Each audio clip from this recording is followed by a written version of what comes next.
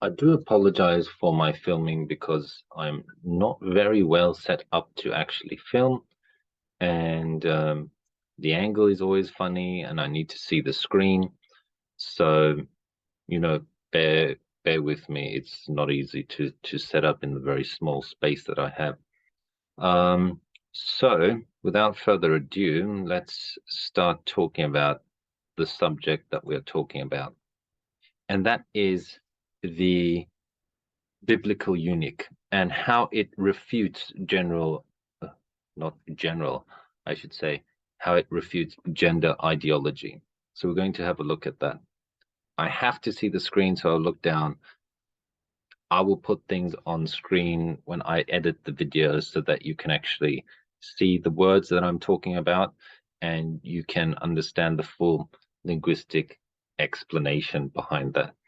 So we're going to have a look at the linguistic side and the historical side and the scriptural side. So even if you're not a Christian, even if you're an atheist, you'll be able to understand this video. And actually, it's interesting that atheists asked me to make this video. So even atheists are seeing that this is nonsense, but they want to know why it's nonsense. So let's have a look. All right. So where do we begin? Well, one important thing to understand is the methodology used in Bible translation. So where possible, it is desirable to translate word for word. However, since the languages are ancient, there are often expressions that must be translated into a modern equivalent, and then you need to put side annotations given the concerning the original form or the transliteration of the word, its semantics. Another factor is that the Bible was recorded in 3 different languages. It was recorded in Aramaic, Hebrew, and Greek. These languages often have words that denote certain meanings within a cultural context with which they were written, just as any modern language today. Even in modern languages, sometimes direct equivalents can be difficult to find, or a specific word may be applied in a wider scope than within other languages. Like, for example, the Korean language has about 5 or 6 different words for the words really, and they're all applied in a different way. But when we translate them into English, we just use really. So we're talking about this kind of thing. There's a different concept. So to understand that original concept is really very important. We need to understand the semantics of the original. So in any case where confusion occurs, the target language is of secondary importance, and the semantics of the original language must be emphasized. If you can't do it directly, you have to write an explanation as to why it is.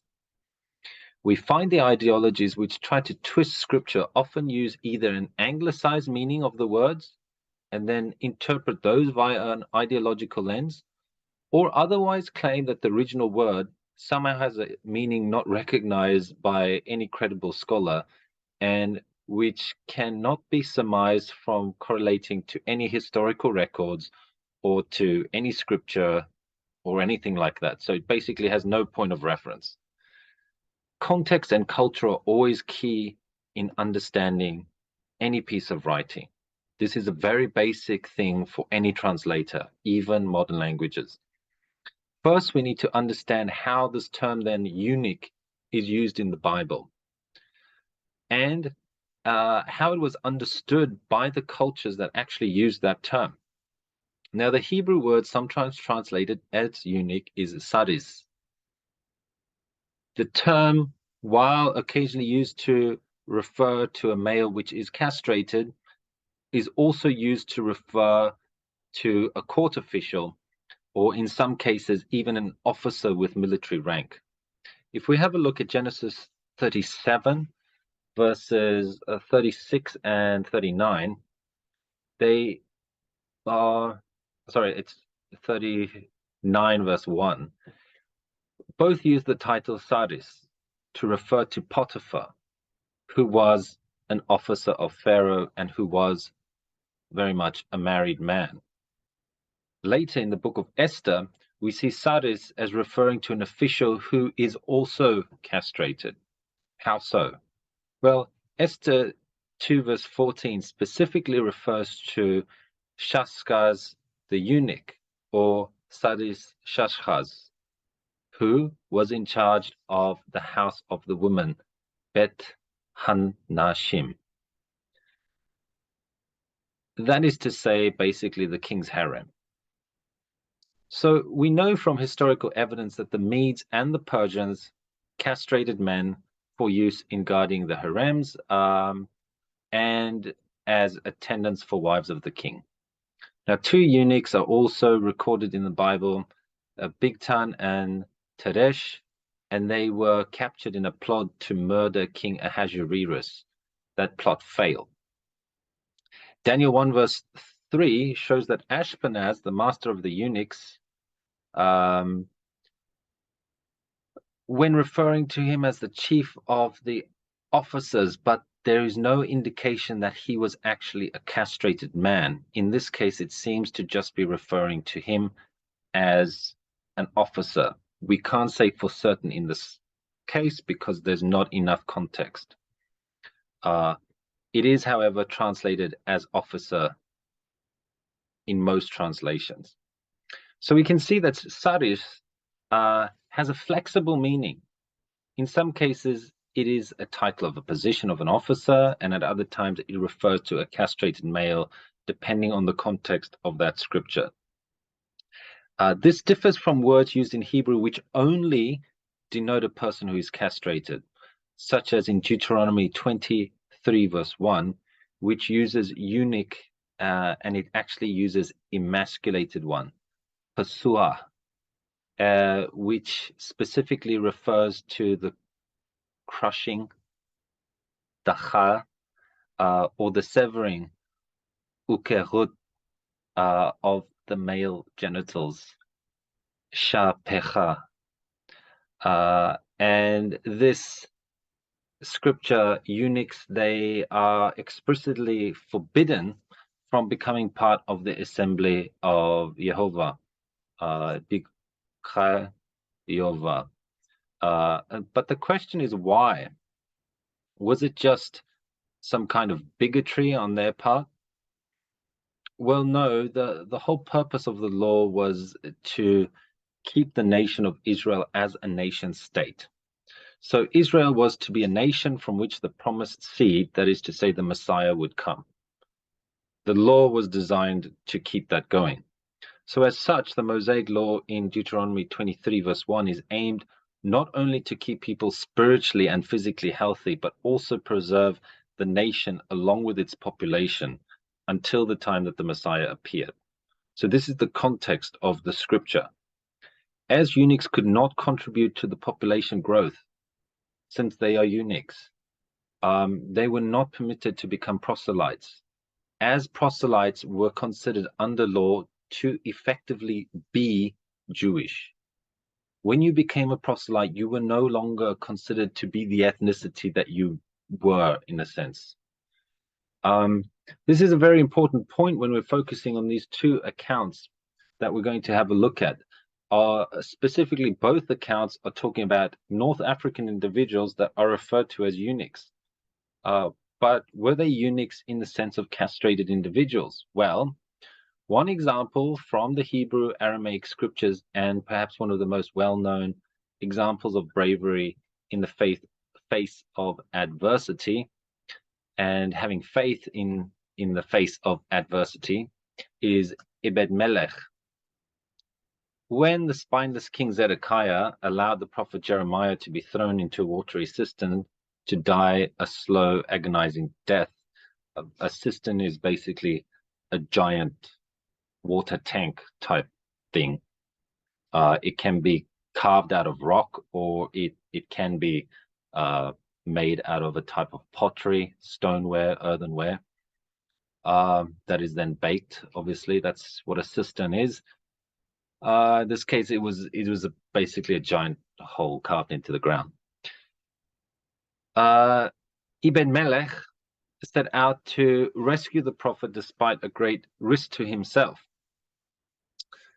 Okay, so while in verse 7 he is called the Ethiopian, here it's using the Hebrew Hakushi, meaning the Cushite, and it means that he came from ancient Nubia or the kingdom of Cush. These are both referred to as Kushi in Hebrew. It means that he came from somewhere like modern-day Sudan, the north part of Sudan. And he's referred to by the same word that we used, saris. Now, when we compare the Mosaic law in Deuteronomy 23, verse 1, with the prevalent culture in Israel, we know that the castration of men, did not take place. It was not a Jewish custom. It was actually forbidden. And that an Ethiopian proselyte to Judaism would not have been a person who is castrated. Hence, the saris appellation used for Ibn Melech refers to him not being physically a eunuch, but in a position as a court official. And we can see this because he had sufficient trust and rank to appear directly before the king in order to make a personal request, which was to save the prophet. He wouldn't have been able to do that otherwise. The example is also that we have is of another individual just called the Ethiopian eunuch in the Greek scriptures, so the New Testament. The modern name Ethiopia comes from the Greek name Ethiopia, meaning region of the burnt faces, because they got dark skin. I guess there you go. In this case, Acts 8 verse 20, once again, the Greek term eunuchos does not refer to a castrated man, but to a court official, since he was permitted to worship at the temple. Now, this devout man had to travel more than 2,500 kilometers in one direction to go and worship in Jerusalem.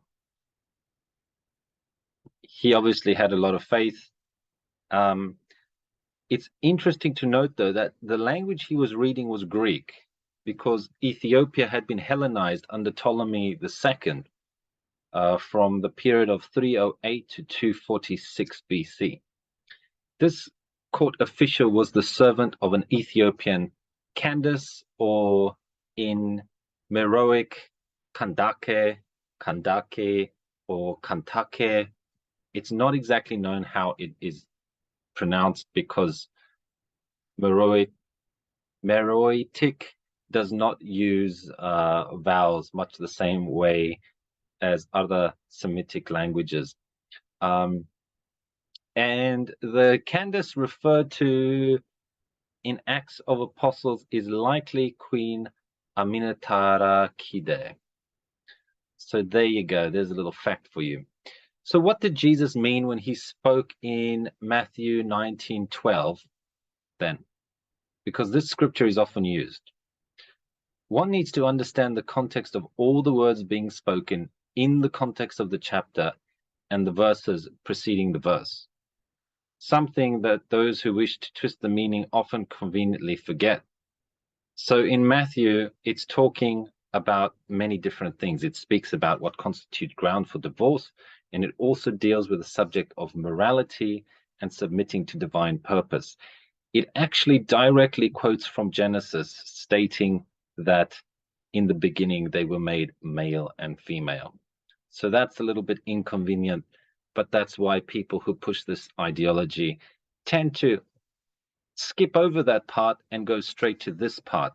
But even looking at this next part, it doesn't really make sense in the claims that they are trying to make. So let's have a look.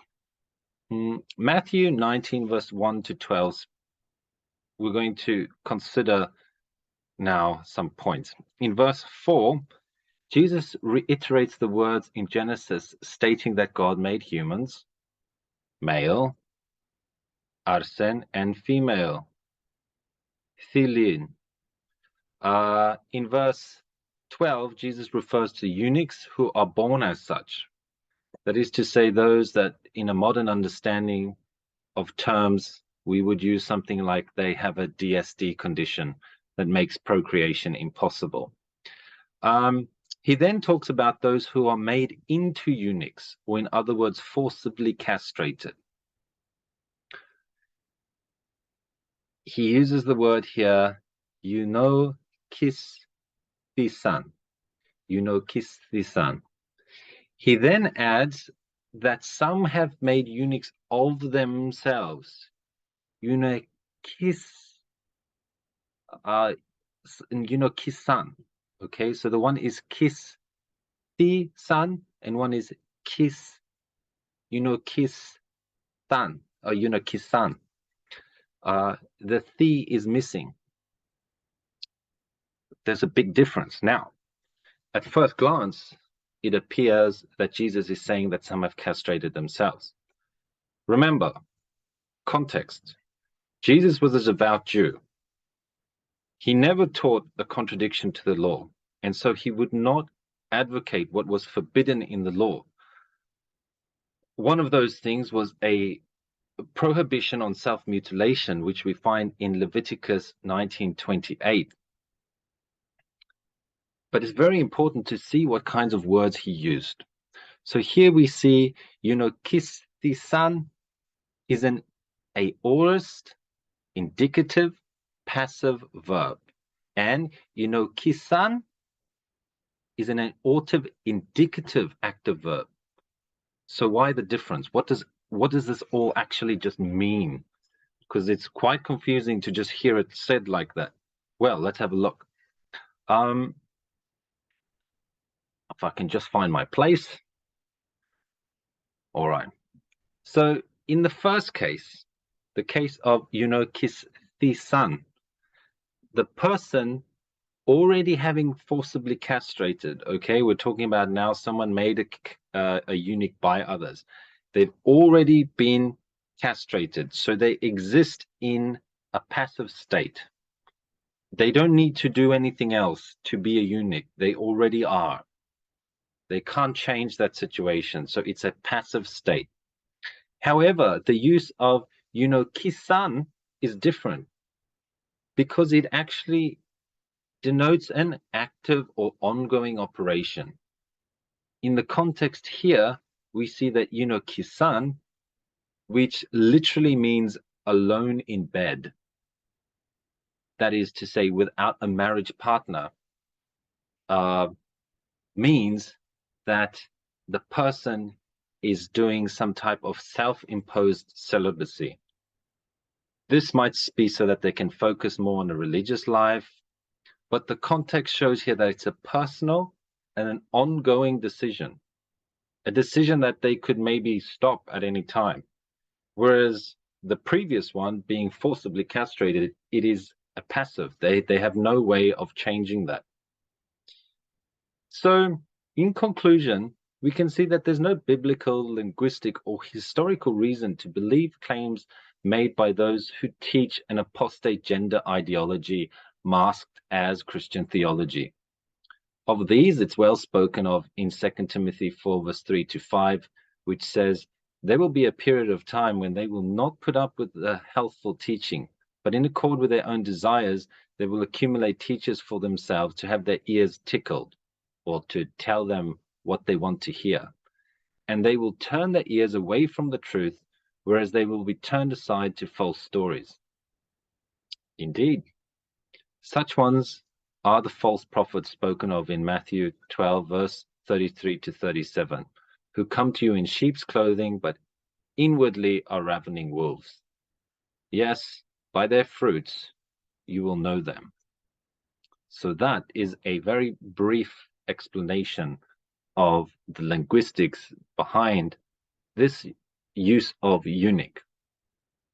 Both Hebrew, Greek, they both show that it can be used as a title, or it can be used to refer to a person that has been castrated, or it can even be used to refer to someone who is celibate.